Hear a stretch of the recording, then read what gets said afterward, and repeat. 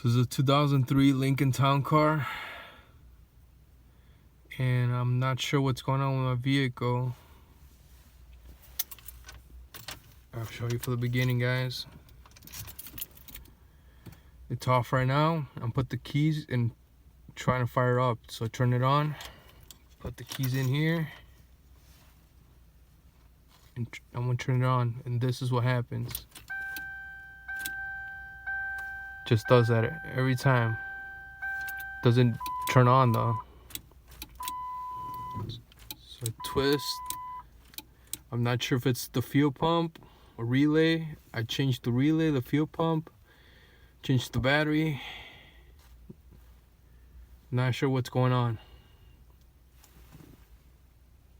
If you guys could help me, please comment down below. Thanks so much. Bye-bye.